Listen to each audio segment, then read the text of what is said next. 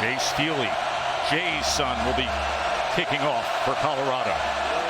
Gary Bryant, a speedy receiver, back deep for the Ducks. And Bryant will get the opportunity to start this game, and he spins his way and somehow kept his balance as he gets out towards the 27-yard line. Sprint left for Nix. And he was chased down and pursued by Silman Craig. Total control of his offense the way Nix is. 2nd and 11. Bucky Irving's going to be able to get something big off the left side, and more breaking a tackle. Travis Hunter, the star lockdown cornerback for Colorado, injured last week on a hit that drew a penalty. Nix quickly to the outside and is back to Franklin, and this Ducks offense is in rhythm, Jesse. Franklin one-on-one out to the left side against Amari and Cooper. This is basically modern-day triple option offense. Zone read with an attachment, get it to the tight end. There's the block right there, just a little bit of a jersey pull right in front of the referee. But Joe, this matchup between these two. 2nd and 10. Nix with plenty of time, and he goes underneath again to Tez Johnson. Led all quarterbacks in the FBS, but after this nice completion here to Tez Johnson in the slot, you're in a position. Whittington into the end zone for a Ducks touchdown. Patrick Herbert right here getting a block on Jordan Dominic and allowing a cutback for Whittington. You've got to be able to set that edge outside. Great job using his hands and leverage. Here's a guy who loves the spotlight. His quarterback, his son, Shedeur. And he's going to complete his first pass of the game. Has already been sacked 15 times this year. They've got to do a better job protecting him in this one. He leads the nation in third downs, but this 3rd and 7 is going to be well short, as he was looking for Jimmy Horn there. Now he's putting 11 guys on the field to try to take him down. Whittington. Well blocked for Noah Whittington, and another chunk play for Oregon. Shedeur Sanders, it's a Coach Prime's other son, with the tackle. Orbit motion from Franklin. Irving stacked up, trying to break free, kept his balance somehow, and fights his way to the 5-yard line. So 1st and goal, loaded backfield with Bo Nix. Nix, quarterback run, and then a throw, and then getting into the end zone is Casey Kelly. But this is what happened moments ago. Yeah, great job, an individual effort by Bo Nix, fighting off the tackle, finding Casey Kelly for the score, and it's all Ducks early, 14-0, 13-0. Gonna take a shot downfield and nearly intercepted as he was looking for Weaver, but Kyrie Jackson had excellent coverage. The top off of defenses, but look at the 6'3" Alabama transfer. Kyrie Jackson, turn around, locate the football. Shedeur Sanders lucky that one wasn't picked off.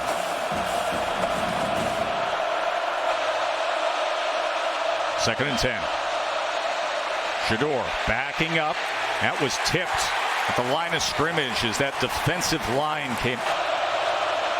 Obvious passing situation. This is where the offensive line's been compromised, but they drop 8 against it, and staying in front of Weaver, they're able to secure him after just a gain of 3.5 yards for Ross James. And they are going to fake it, and it is going to work out. Would you look at this? That was from their own 17-yard line as they fake it with Casey Rogers, the big 300-pound defensive tackle.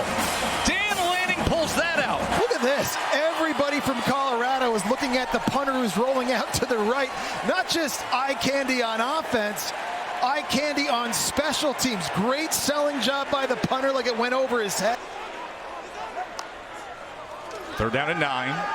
Nix with time, shallow cross, goes underneath, and Franklin, another flag at the end of that play as Franklin gets enough for the first down. Probably a face mask at the end of this play to Troy Franklin. Irving splitting defenders and getting it all back and and more. First down, Ducks. Travis Jay, the Florida State transfer, who's missed time with a knee injury, out to his left, down here one-on-one. 3rd and 2, Nix to the end zone, and it's into the arms of Troy Franklin. Touchdown, Oregon. The 6'3" receiver running a fade route. Look at the speed off of the ball. And Travis Jay's 6'2" himself. He has good size. You see that diamond formation here on the 2-point conversion. Nix goes to the other side and gets it to Franklin. Empty set for Shedeur. As time before that happens. Eventually it closed down, and it was the transfer from the SEC. And a crowd cascading with a roar in his face. Backed up again. This offensive line is such a struggle, and diving for the attempt at an interception on the sideline. Look at the effort here on the end. Stretching out Hill. Longtime equipment manager Kenny Farr came up with the idea. Dan Lanning says he loves the concept because he can tell who's working hard based on the colors changing on the field. Exactly. Can't get away with it. Oh, there's an interception as Colorado's Jaquez Robinson gets the much-needed turnover. And that is the first Oregon turnover of the season. And a transfer Robinson coming off of a hamstring injury, doing a great job locating the ball. Yeah, he's a guy that has to step up for this offense with no Travis Hunter out there. Here's tempo. Sanders tackled, sacked. Shedeur backing up again, taken down again, and this offensive line gives way. Thank you, Kevin. Look forward to hearing all the reaction of Florida State Clemson as well. Jordan James breaking tackles and going ahead for yet another first down for Oregon. He's their most physical runner, and I think you could easily argue that. Was a first down as James stays in as the back. And they will feed him, and here he goes. Jordan James able to cut and spin, and another chunk play in the run game for the Ducks as he makes it to the 36. Thank you, Kevin. Look forward to hearing what Kevin and Boog have to say at halftime on this big day of college football. Nix strong arms it, and with these, Troy Franklin into the end zone. Coverage bust on the back end at the safety position, and that is just way too easy. Pitch and catch for Bo Nix and his favorite target. You know, Jesse, Bo says that Franklin's just such an instinctual football player. Yeah, he's fast. Get his best players, Weaver and Horn and Edwards, involved in the passing game, but it's hard when you can't block for your quarterback. Empty look. Shedeur, shallow cross. He goes back to Weaver, and Weaver is tracked down. 3rd and 6, 4-man rush. Shedeur spins out of it. Another man in his face and sacked again. That's the 4th time.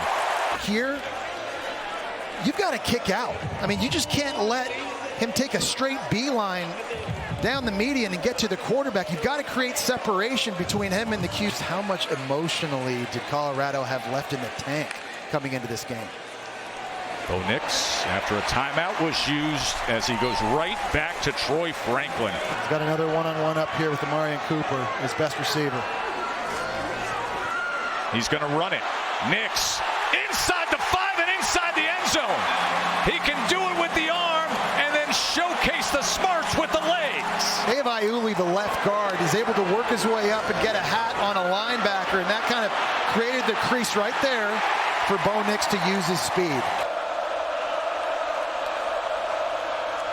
Play action on 2nd and 4, and a man right in his face again. That's Jamal Hill, and a flag comes in late.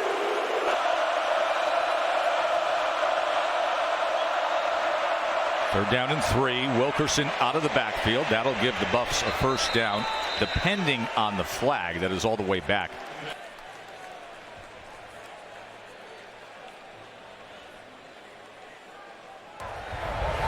Personal foul. Hands in the face. Offense number 55. 15-yard penalty. 3rd down. Center, and there's going to be kind of a stunt coming from his left-hand side. You'll see him work the D-tackle, then come back over. They called that on the center, Van Wells. I think they meant to call that on Jack Bailey. That's right. The left guard. Play caller has got to figure something out with this offensive line situation as Wilkerson takes it straight ahead on what was 3rd and 18. 2nd and 7. Whittington, he catches the seam, and it'll be another first down for Oregon, eventually taken down by Trevor Woods. And they just split Colorado right up the middle. That time, 3.5 games at Oregon. It just shows you just how good he's been these last 2 seasons. Nix, plenty of time to do that. Trayshawn Holden wide open. It's a nice design by Will Stein, the offensive coordinator. He's got his outside 2 receivers running clear out routes, and that allows the Alabama transfer Holden, and it's too easy of a throw.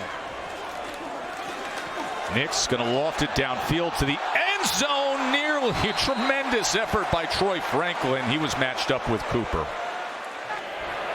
Pass interference. Defense number 3. 15-yard penalty. Automatic first down. James, and they get more. Remember what he said to Katie George. We are not satisfied. We are not done. Katie turned to us. She said, is he taking this personal, all the hype around Colorado? Giving the ball to his 305-pound defensive lineman who is playing shield. Shedeur able to get it to Edwards, and Edwards is wrapped up again and taken out of bounds. Another example of Oregon tackling the catch. Shedeur doesn't get him to him quickly. Watch out. 3rd and 6. He got run over from the outside, from the inside. Evan Williams again. Defensive end. It's just not good game planning on that 3rd down. You've got to have another running back that can give you a shot. Dylan Edwards is great with the football in his hand, but he doesn't have a chance. How about that for a duo? Oh, look at face mask. You kidding me?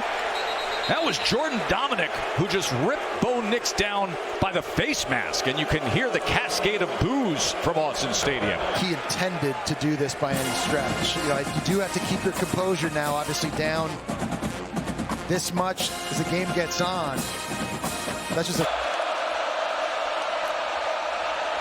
Shedeur, downfield strike, and that was batted away. The pass defended by Kyrie Jackson.